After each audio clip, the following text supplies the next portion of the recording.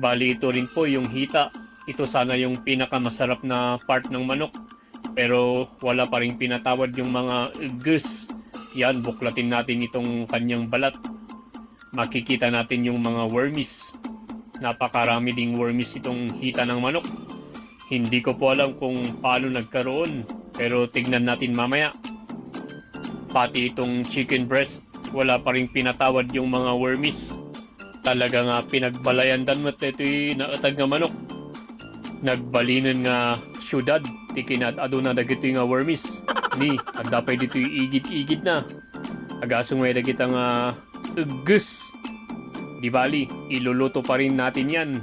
Bahala na dyan.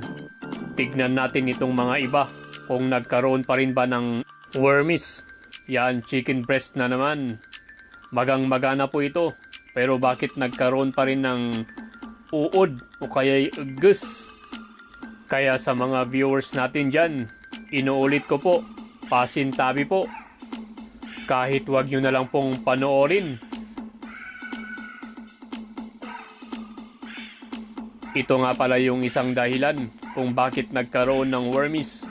May butas pala, nakapasok yung mga langaw. Maganda pa sana yung pagkabilad niya. Talagang magang-magana. Pero ganito yung nangyari. Nakalusot pa rin yung mga langaw. Grabe mo't data. Naggadupay mo't nga wormies. Ay una yun. Dagitadan. Managsitaray dagijegus. Habang tumatakas yung mga wormies, hihiwain ko muna itong sibuyas, panggisa. Mantika na naman sa pressure cooker.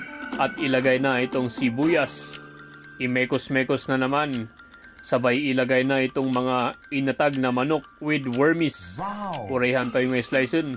Ganyan na. Marwam. Purayhan tayo nga kargaan tinateng. Para ganyan na lang. Purong-purong utag with wormies. Ikiwar-kiwar lang natin. Hanggang magmantika ng konti. Tapos lagyan natin ng tubig. Katamtamang tubig lang. Sige, ipakbo mo na yung tubig. Kulang pa po, kaya dagdagan natin ng kalahati. Yan. Sabay, i-recop na naman natin para maluto na kaagad. I-recop manan nga kaslamutit. Sabay, ipusipos-ipos. Yan.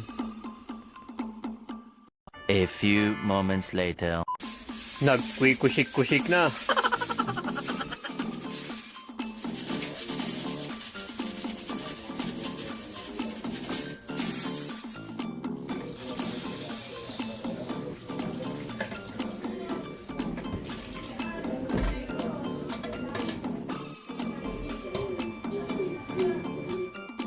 Lokatan tayon ta kitan tayon tinangyari kadagijay uggus.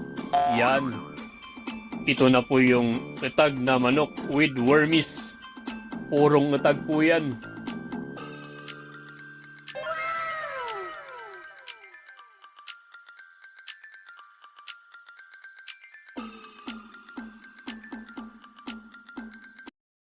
Kahit hindi mo nakikita, My Yum Burger!